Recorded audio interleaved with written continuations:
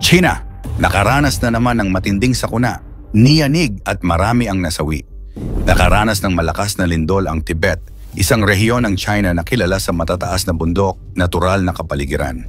Sa gitna ng malamig na klima at katahimikan ng lugar, niyanig ito ng kalikasan. Gaano kalala ang lindol sa China? Ilan ang nasawi at naapektuhan? Yan ang ating aalamin.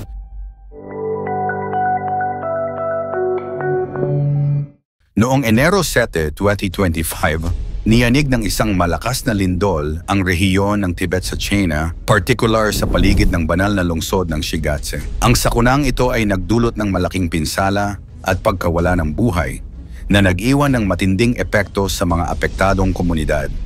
Naganap ito bandang 3:00 ng madaling araw habang karamihan sa mga residente ay natutulog.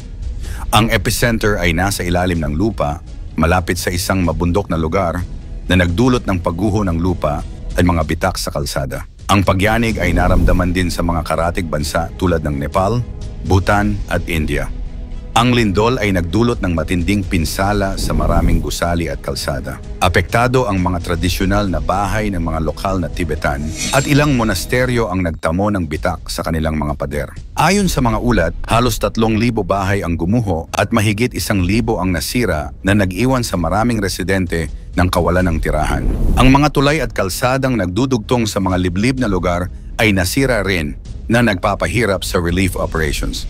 Sa kasalukuyan, kumpirmadong hindi bababa sa 126 katao ang nasawi, habang 188 ang nasugatan sa bahagi ng Tibet. Sa Nepal, 13 katao ang naiulat na nasugatan at may mga ulat na pati menor de edad ay nadamay sa mga nasawi sa hilagang bahagi ng India. Ang ilan ay natabunan ng gumuhong mga gusali at ang iba ay nagtamo ng mga pinsala habang nagtatangkang lumikas. Patuloy ang mga operasyon ng pagsagip upang hanapin ang mga posibleng nakaligtas sa ilalim ng mga gumuhong estruktura. Agad na tumugon ang pamahalaan ng China sa pamamagitan ng pagpapadala ng mahigit 1,500 mga tauhan ng pagsagip sa apektadong lugar. Ang mga sundalo at emergency responders ay nagdala ng pagkain, tubig at gamot sa mga nasalanta. Gayunpaman, ang malamig na panahon at ang taas ng lugar ay nagdulot ng mga hamon sa mabilisang aksyon. Reaksyon ng mga karatig bansa. Nagpaabot ng pakikiramay at alok na tulong ang iba't ibang bansa, kabilang ang Nepal, Bhutan at India. Ipinahayag ng mga ito ang kahandaan nilang magpadala ng mga rescue teams at relief goods upang suportahan ang mga apektadong komunidad. Ayon sa mga nakaligtas, naramdaman nila ang malakas na pagyanig na tumagal ng halos 1 minuto. Ang iba ay nagising sa pagbagsak ng kanilang mga gamit, habang ang ilan ay nagtago sa ilalim ng mesa upang makaligtas. Ayon sa mga seismologist, may posibilidad ng mga aftershock na maaaring magdulot pa ng karagdagang pinsala. Sa katunayan, mahigit 150 aftershocks ang naitala matapos ang pangunahing lindol, kung saan ang pinakamalakas ay may magnitude na 4.4. Inabisuhan naman ang mga residente na manatili sa ligtas na lugar at iwasan ang mga gumuhong estruktura. Ang gobyerno ay naglatag na rin ng mga plano para sa muling pagtatayo ng nasirang mga lugar.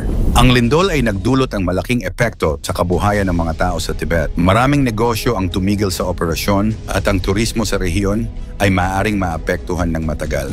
Ang gastusin para sa relief operations at rehabilitasyon ay siguradong magdadagdag sa gastos ng gobyerno ng China. Sa Nepal, ang mga pagyanig ay nagdulot ng takot sa mga residente na nagpapaalala sa kanila ng mapaminsalang lindol noong 2015. Ito ay nagdulot ng matinding takot at trauma sa mga residente, lalo na't sariwa pa rin sa alaala ng marami ang mapaminsalang 7.8 magnitude na lindol.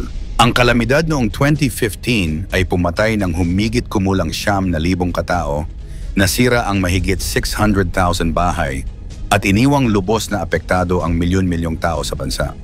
Sa pagkakataong ito, ang 2025 na lindol na may magnitude na 7.1 ay nagdulot ng malawakang pagyanig sa mga distrito ng Solukhumbu na malapit sa hangganan ng Tibet.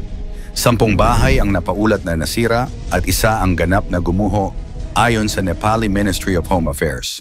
Ayon pa sa mga ulat, 13 katao ang nasugatan sa iba't ibang bahagi ng bansa. Sa kabutihang palad, walang naiulat na nasawi sa Nepal, ngunit ang trauma ng mga residente ay muling bumalik. Ang ganitong kalamidad ay patuloy na nagpapaalala sa kahinaan ng Nepal sa mga lindol, lalo na't ito ay nakaposisyon sa Indian-Eurasian tectonic boundary. Bukod sa pisikal na pinsala, ang epekto sa mental na kalusugan ng mga residente ay mahalaga ring pagtuunan dahil sa takot na dulot ng paulit-ulit na pagyanig sa rehiyon. Epekto ng pagbabago sa kalikasan. Ang pagbabago ng klima ay may malaking epekto sa pagtaas ng bilang at tindi ng mga natural na kalamidad sa buong mundo, kabilang na ang lindol. Bagaman ang lindol ay kadalasang dulot ng paggalaw ng tectonic plates, ipinapakita ng mga pag-aaral na ang mga pagbabago sa kapaligiran ay maaaring magdulot ng karagdagang stress sa mga fault line na nagiging sanhi ng mas malalakas na pagyanig.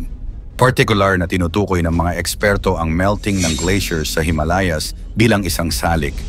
Habang patuloy na natutunaw ang yelo dahil sa global warming, nawawala ang bigat na dati ay nagpapapanatili ng balanse sa crust ng mundo. Ang pagbawas ng yelo ay nagdudulot ng isostatic rebound, kung saan ang lupa na dating nabigatan ay unti-unting umaangat. Ang paggalaw na ito ay maaaring magdulot ng tension sa tectonic plates mag-trigger ng lindol. Bukod dito, ang pagtunaw ng glaciers ay nagdudulot din ng pagbabago sa daloy ng tubig sa ilog na maaaring makaapekto sa lupa at magdulot ng landslide na nauugnay sa seismic activity. Ito ay isang malinaw na paalala kung paano ang mga aktibidad ng tao tulad ng paglalabas ng greenhouse gases ay may domino effect sa kalikasan. Ang global warming na dulot ng fossil fuels, deforestation o polusyon ay hindi lamang nagdudulot ng pagtaas ng temperatura, kundi pati na rin ang malawakang pagbabago sa mga ecosystem at geological systems ng mundo. Dahil dito, nagiging mahalaga ang pagtutok sa pagpigil ng climate change. Ang pagbawas ng carbon emissions, paggamit ng renewable energy, at pangangalaga sa kalikasan ay hindi lamang tungkol sa pagtugon sa global warming, kundi isang hakbang din upang mabawasan ang mga panganib ng mga kalamidad tulad ng lindol. Habang binabalot ng kalamidad ang Tibet matapos ang malakas na lindol, maraming nagtatanong kung ito ba ay likas na trahedya lamang o bahagi ng mas malaking aral na dapat pag-isipan ng mundo. Ang China, na madalas makita bilang isang makapangyarihang bansa, ay kilala rin sa kanilang controversial na paggamit ng lakas at agresyon laban sa ibang mga bansa. Sa mga nakaraang taon, naitala ang kanilang aggression sa West Philippine Sea, kung saan binalewala ang karapatang pandagat ng Pilipinas at iba pang karatig bansa. Sa ganitong konteksto, hindi maiiwasang maisip kung ang kalikasan ay nagsisilbing paalala sa mas malalim na prinsipyo ng balanse at hustisya. Ang Tibet, isang rehiyon na matagal nang pinag-aagawan at sinakop ng China, ay naging sentro ng lindol na ito, parang isang simbolo ng babala na hindi mapipigilan ang kalikasan sa pagpapatupad ng sariling mga batas nito. Bagamat hindi tamang isisi ang kalamidad sa anumang aksyon ng gobyerno, ito ay isang pagkakataon para sa China at sa mundo na magmuni-muni. Sa gitna ng malawakang pinsala, maaring ito ang panahon para suriin hindi lamang ang kanilang pananaw sa kalikasan, kundi pati na rin ang kanilang ugnayan sa ibang bansa. Isang paalala na ang kapayapaan, respeto at pagkakaisa ay pundasyon ng tunay na lakas. Ang lindol sa Tibet ay isa na namang paalala na ang kapangyarihan ng kalikasan ay hindi dapat balewalain. Habang patuloy na lumalaban ang mga residente sa epekto ng sakuna, mahalaga rin na magtulungan ang lahat mula sa pamahalaan hanggang sa karaniwang tao upang makabangon mula sa trahedya. Ano ang masasabi mo tungkol sa sakunang naranasan na naman ng China? I-komento mo naman ito sa ibaba.